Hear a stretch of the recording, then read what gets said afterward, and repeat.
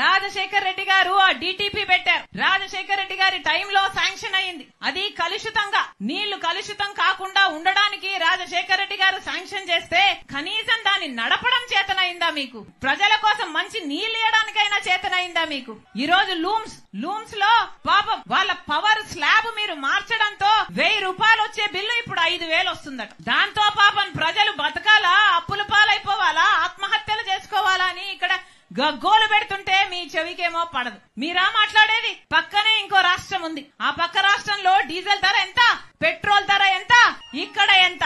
ఏం చేతనైంది మీకు? ఏం చెప్పారు ఆ రోజున? ఇదే వైసీపీ ప్రభుత్వం ఆ రోజు చెప్పలేదా మేము ధరలు తగ్గిస్తాము అని, సబ్సిడీలు ఇస్తాము అని? ఆ రోజు చెప్పలేదా?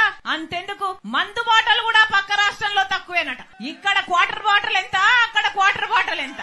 అది కూడా చేత కాలేదు కదా మీకు? మీరా మాట్లాడేది? మీరా నీతులు చెప్పేది? సరే, మీరు ఎమ్మెల్యే, మీరు మంత్రి, మీ వల్ల చేత కాలేదు. సరే, కనీసం ఒక మహిళ కదా మీరు, కనీసం మహిళల విషయాలకైనా మీరు ఏమైనా భద్రత కలిగించగలిగారా? అంగన్వాడీ మహిళలు ఎంత కాలం అయ్యింది సమ్మె చెయ్యబట్టి. వాళ్ళు ఏమడిగారు? పక్క తెలంగాణలో, పక్క కర్ణాటకలో మాకంటే ఎక్కువ జీతాలు వస్తున్నాయి, మాకు 12,000 ఇస్తున్నారు, ఇది సరిపోవటం లేదు, మాకు కూడా పక్క రాష్ట్రంలో జీతాలు పెంచినట్టు మా జీతాలు పెంచండి, మా కుటుంబాలు గడవాలి కదా అని వాళ్ళు అడిగితే జుట్లు పట్టుకుని వాళ్ళని లాగి పోలీస్ స్టేషన్లలో వేస్తారా?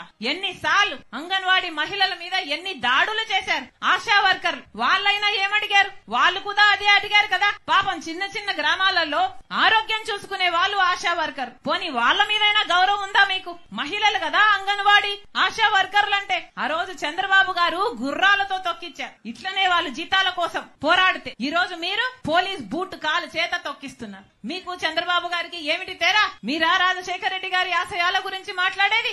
మళ్ళీ చెప్తున్నాం, రోజమ్మ నోరుంది కదా అని పారేసుకోకు.